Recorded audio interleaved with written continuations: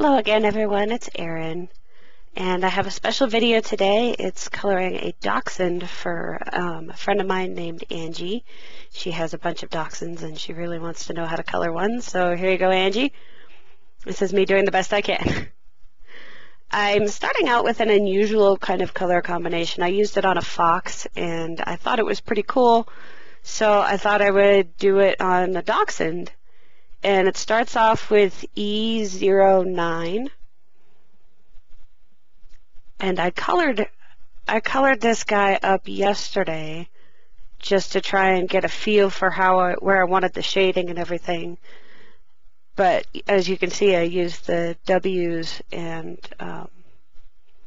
the E's instead to go with the darker kind of dachshund, so you get both looks in there.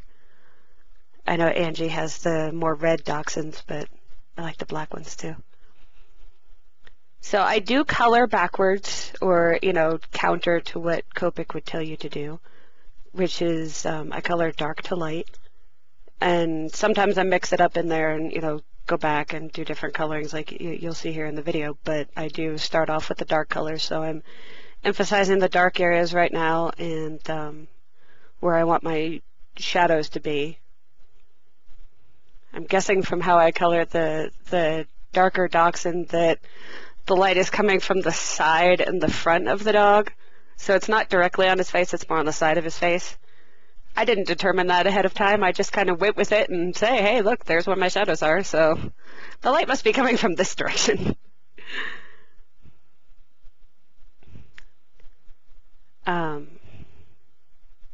I forgot what I was going to say. I go blank on you. I'm trying to give little flicking motions starting out. You can see they're rather big. I'm not used to coloring this far off so that my head's not in the camera, but I think it's going all right. And now I'm going to add E07, which you can read there because it's actually in focus this time. I'm going to try and fill in as much, a good amount of the area with this color because it's the next color. It's 3 away from E09, or 2 away. It's 2 away. 7, 8, 9. Yeah, math. Anyway, it's the next in line, with the actual blending family. And then with my next color, I'm going to diverge so greatly that I want to make sure that these two blend correctly and well, so that you can at least get some sort of gradient in there. Because when I add the next color, it's going to be kind of tough to get them to blend. This is still what I call quick and dirty coloring, which is, since this video is only, 12, 15 minutes long, obviously I'm not spending hours on this image. I'm, trying to just color a dog. We're not trying to make the Sistine Chapel here. We're just coloring a dog.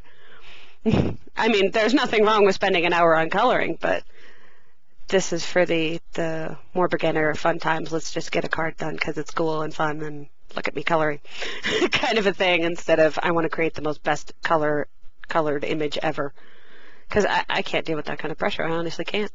All right, you saw I did more with the flicking, and then now I'm going to come in with this marker, which is E97, a completely different color family. And I'm going to basically scrub the marker that I just did. I'm going to really try and get it in there to blend, because it doesn't want to blend. But you can make Copics blend with anything. You can make a bright yellow blend with a blue if you want it to, and it's not going to want to, and it's probably going to turn green, but it's going to blend because they're Copics, and that's what they do.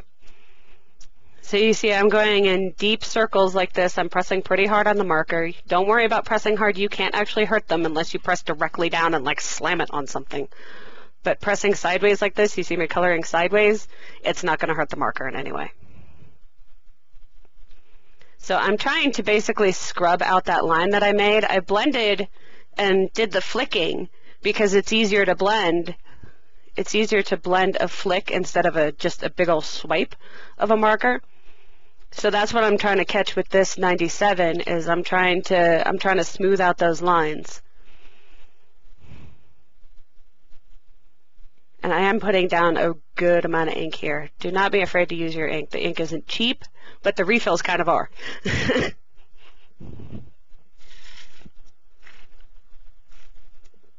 So I'm getting in on his little paws. I'm gonna forget his tail at one point, but I'll come back to it. And I'm realizing at this point that I probably should have moved in with the E07 a little bit more instead of having to color this whole area, because this is a lot of area to color. And I did try this color combination out on a fox, and it looks really good, except for the fox is a lot smaller than this little dog. And I'm realizing that this color combination does not want to blend as easy as the W's does. But I'm still working away at it and scrubbing away at those lines. Adding color on his little face. It was easier with the darker Dachshund because I had a different color on his face, so I just ended up shading differently. But this guy's all red. So you see I fill in that area, and you notice that the Copics don't make marker marks. Because, I mean, you could do it if you really tried, but they're blending because all I have to do is go over it. Like, I make a hard mark to fill up the space and then just go over it a little bit lighter with the light color, and it blends right into itself. You don't end up with marker swipes, which I appreciate because I always hated that about coloring. Okay, so I'm thinking that I should probably go in and fill with the E07 again and fill in some more space because there's way too much of this E97. So I darken up his little face a little, define where his nose is, but I'm trying not to go too much over his eye because you're not going to end up seeing it if I darken over it too much. Like the darker Dachshund ended up with little light spots where his eyes are. And getting his ear crease.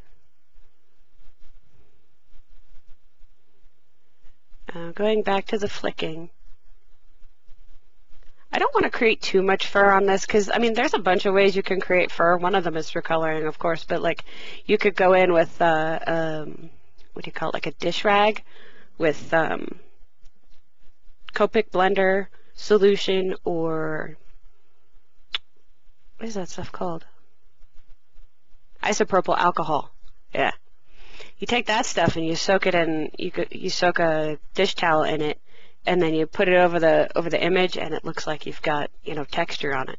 You can do that, and I mean that's super quick and dirty right there.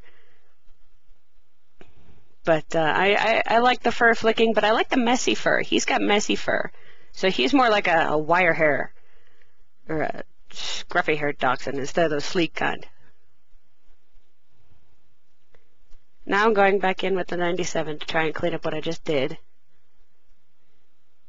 So that's the thing, if you don't like something, you could just like cover over it and make it darker. He's not as light as he maybe had intended to be, but I think he got very red by the end of this, which is good.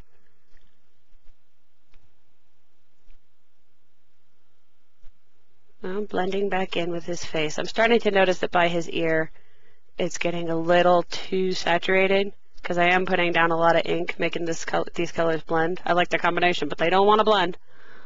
So I'm noticing it by his ear is starting to tell me, yeah, you're getting a little oversaturated. It's gonna start to get shiny. And I'm noticing that this is not quite working. I'm going to have to do something here. So is there a way to clean it up with this? There's probably not. So I'm gonna try and find a different color. And it's a good thing I get interrupted somewhere around here.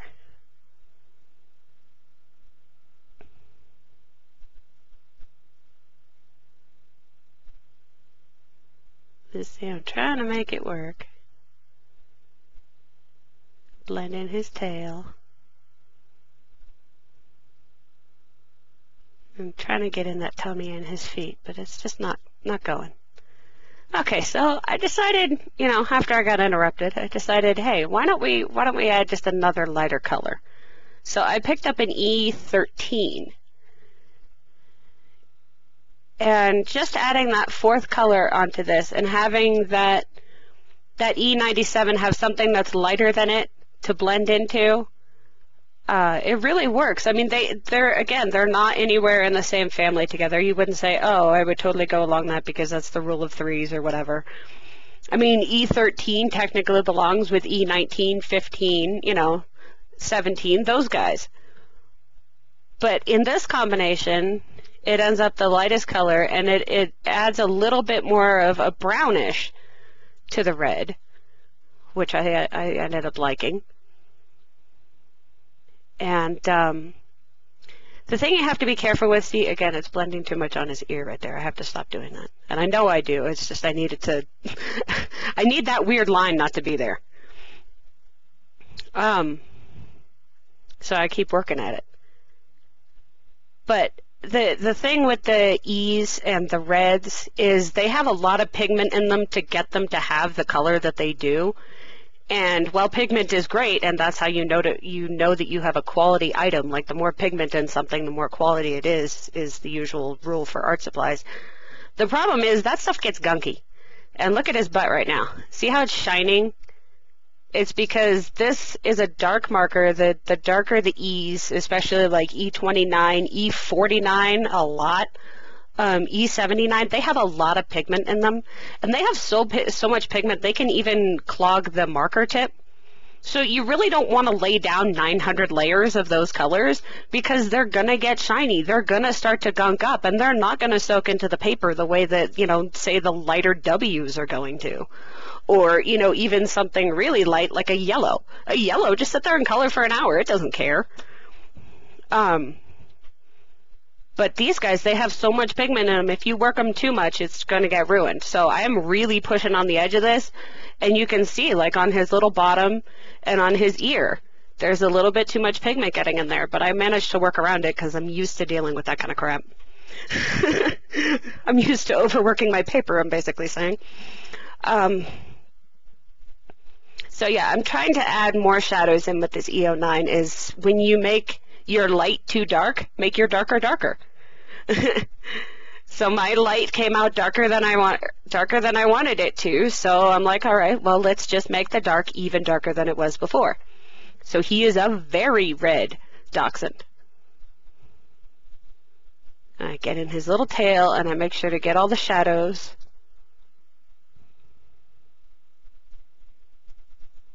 And then I'm going to go back with the E07. I'm going to remember to put down the cap so even I can read it. And blend in his face, and then I'm also not blending anymore. I'm trying to get those flicks of fur. I'm trying to get really, really light little flicks. You see how very little I'm moving the marker in those corners. And then how I'm pushing out from his little bottom to make the flicks of his fur. Because I still want that light. You can still tell that there's light there. But I also want fur definition.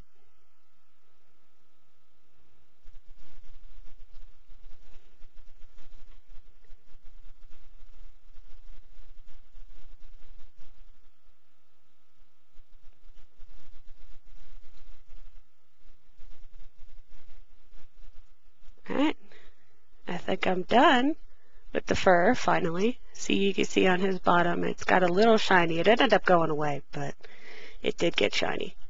And this is W08. I'm just coloring his nose. I could go in with a couple markers and, make a gradient on it, but it ended up looking okay. And then I take my white Signo pen, and I just do a little dot on his eyes. Dot, dot, and then a little swipe across his nose. And I do the other little dachshund too. And there you have it. Got a red dachshund and a black dachshund. And that's how I color dogs. Thank you for watching.